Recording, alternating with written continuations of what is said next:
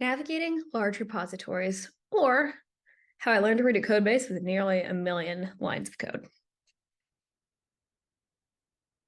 So, short introduction. My name is Lucia Cerchie. I am a developer advocate from the Southwestern United States. I live between the pines and the cactus, and I love it there. And I am also an employee of Confluent, which provides solutions for running Kafka.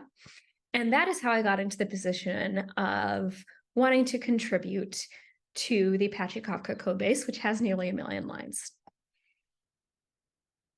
Now, here's how I got my start in open source. First of all, there's my first pull request ever. That's a fun website. I'll include it in the notes. You can go and put in your GitHub username and get your first pull request.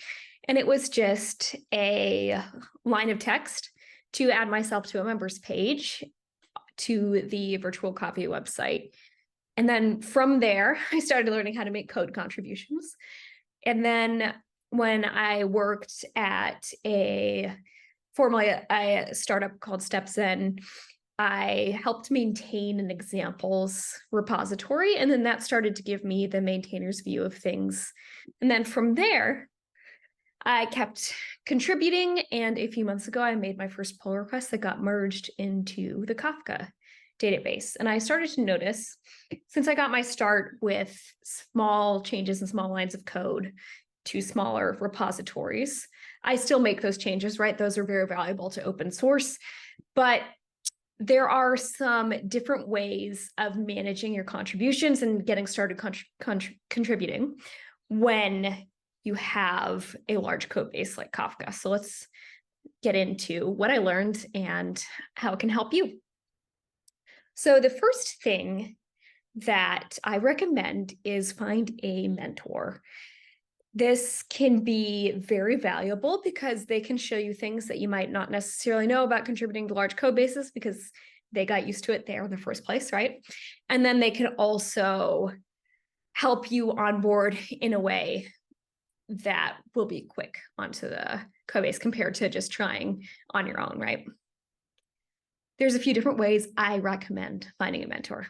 The first is check if the repository has, if it's on GitHub, right? Could be on GitLab, has GitHub discussions enabled. And if it does, see who's responding to those questions, who's open to helping beginners, and see if they will maybe meet with you and kind of go over the code base structure. That can be very, very helpful.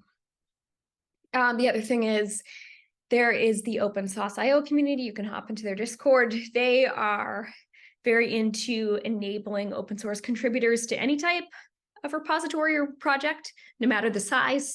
But I'm sure there are community members there that would love to help you with large repositories. And then the other thing you can do is maybe you have made a few PRs or written a few issues. What you could do at that point, if you established yourself as someone who is interested in contributing, is maybe email a veteran contributor and see if they're willing to help you out. And the next thing is many of these projects host regular office hours. Those are invaluable. By what you mean very valuable? It's funny that those two words kind of mean the same thing. But I digress. Regular office hours are hosted in order to onboard new people to the repository and help experienced people solve complex problems. The kind of advice you get in there, you won't get anywhere else. Highly, highly recommend attending office hours if they are available for an open source project.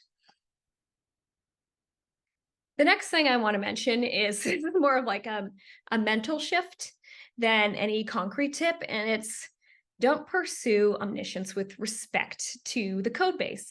I guarantee you that even the most experienced contributors haven't memorized every line of code in there.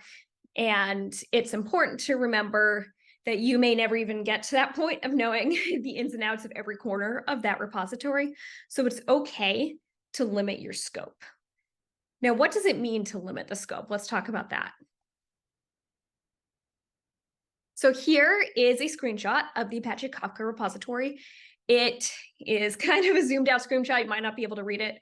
That's on purpose. I just want to show you how many folders are in there. And that is kind of intimidating if you look at it at first, but here's what I contribute to. It is the Streams API, and it constitutes one folder in that first level of folders, right? So since I've limited my scope, it makes it a lot easier for me to get familiar with the structure that I need to get familiar with, and so on. So I really recommend picking one piece of functionality in the project that you are considering and sticking with that. The other thing you can do to kind of limit your scope is leverage Git. There's this good Atlassian article that I am going to include in the resources in this talk when I paste them in the chat. You can do things like if you are dealing with a project that has just dozens and dozens of branches, you can clone only one of those. If you are dealing with big folder trees, you can use sparse checkout for a clean working directory. There's several tips like that that are useful. The other thing is don't tackle a really complex issue at the start. And there's several reasons for doing this.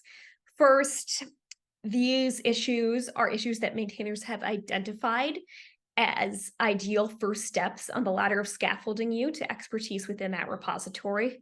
So go with what their opinion is, right? Get that good first issue. The other is you want to be able to successfully work on this PR, right? It would be tough if you identified a complex PR and then it started taking you months and months to even put in this pull request that maybe was necessary. You can find good first issues. There is a website called goodfirstissue.dev. I included it because it's kind of neat, but you might want to just identify a repository or a project first that you desire to contribute to, because that will help you narrow down what you want to do. You don't just want to like pick off good first issues, right? Especially if maybe you're really familiar with the language or some projects, you want to leave those for beginners in a repository. The other thing you can do is if you've identified a repository, like a large repository that you want to contribute to, you can use this syntax here if you're on GitHub to find those good first issues. So if you search within the repository and you look for the label good first issue, you can find them there. So I recommend starting with those.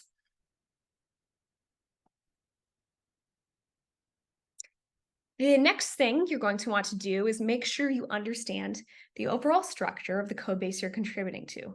The reason for this is, even if you found a good first issue and you're like, oh, good, I just have to change one line. That one line can affect like 12 other files, right? And it doesn't even have to be that large of code base for that to be true. And you're going to want to understand the changes that you make and how they affect the rest of the structure of the code base. There's a couple of different ways that you can do that. The first is, I'm going to say this again later in the talk, but always make sure that you are reading the documentation carefully. And sometimes the documentation provides you with a bit of visualization or a diagram to help you understand the structure. Here, this is from the Kafka Streams documentation, and it's showing a little bit, of the architecture of the threads here with dealing with topics and combining them.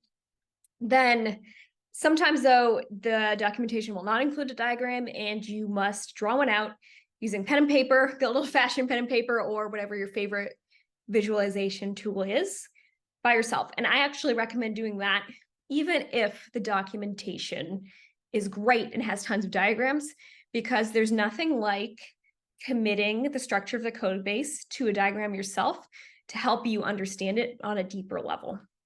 The third option, which I haven't included here, is maybe using a automatic visualization tool like CodeC in order to understand the structure of that code base. Now, the reason I haven't included it here is that if you were just getting used to a repository, it might take you a while to get to know the contributors well enough to suggest a new tool like that. But if you're a maintainer, I recommend including an automated tool that helps visualize your code base to help newcomers on board. It's really helpful. Now, another good place to start is with testing. I'm not just talking about adding a test here. Like sometimes it's a good first issue if the code coverage isn't complete for someone to add some coverage, because if you mess up writing a test, you just mess up that particular test, not the actual functionality, right? So it's a good playground for beginners, but also it forces you to deeply understand the functionality of the code base. So it's a good place to start. But what I'm talking about here is writing the test first. Some people have a very formal definition of this and they call it test-driven development. You can look it up. It's a cool discipline.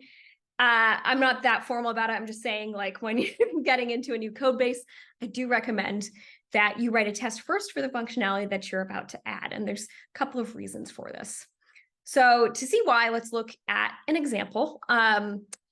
This is, let's say it's a test that we want to write because we want to add some functionality to this function that creates a pets list, to this class that creates a pet list, right? And there's a couple of methods in there already. You can get the size of the list. You can add a pet to the list or remove one. And then you can get the size of the list. And what we want to do is make sure if somebody tries to remove a pet from this list that's not in there, that they get an error message. So what kind of test would you write in order to make sure that happens? So the first thing that you're doing when you're writing tests is you're reading other tests, right? So this test up here, public void test remove, that's been written already.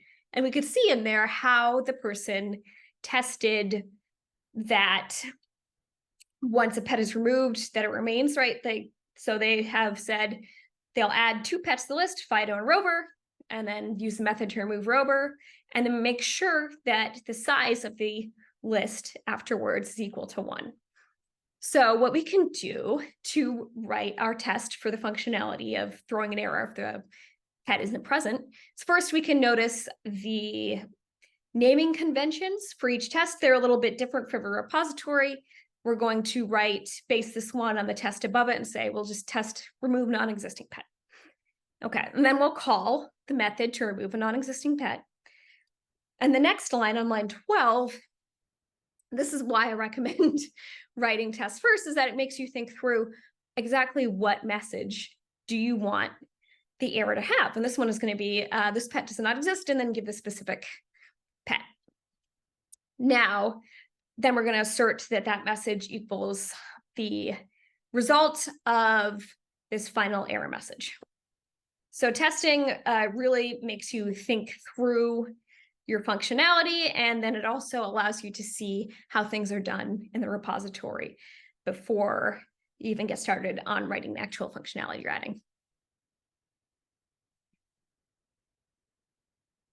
Documentation is also a good place to start. I would say it's the place to start. Would not recommend just throwing documentation out the window and not reading it at all. Read it very carefully because there might be some preventable errors that you can make in contributing that you would not make if you read the documentation carefully. And while you're reading the documentation, if you have to fill in the blanks anywhere and think, oh, it says to install this dependency, but that depends on this other dependency that I also had to install, take a note, because that could be your first pull request. The repository is filling in that blank for the maintainers, and that is very valuable. And it's limited to text, right? It's not necessarily a code contribution, which is actually a great thing for your first pull request because it gets you used to the different conventions that each repository has. So things like, if there's a PR template, to use that, or you'll have to look up in their contributing MD file how to write out a clear pull request according to each custom that each open source project has, right? They all have slightly different customs, usually just established to make sure that when you're making a pull request, you're describing what you're doing so that the maintainer can begin their review from a good perspective. The other thing that I like to use is actually something inside of Code Editor. This one's IntelliJ. This functionality is also available in VS Code.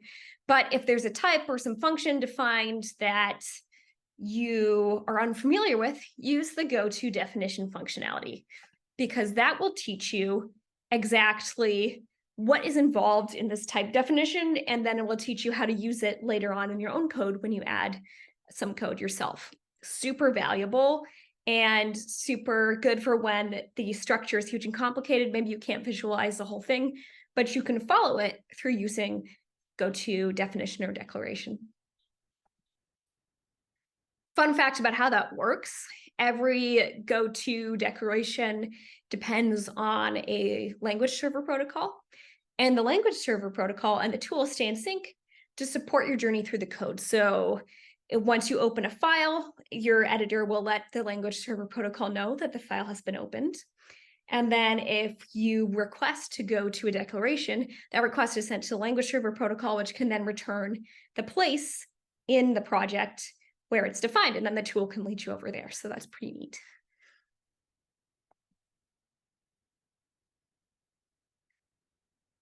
One of the other things I like to talk about is embracing your own fresh perspective.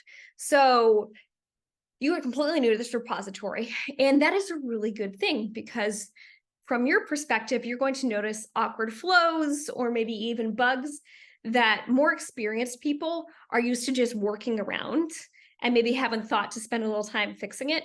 So that could become actually your first pull request, right?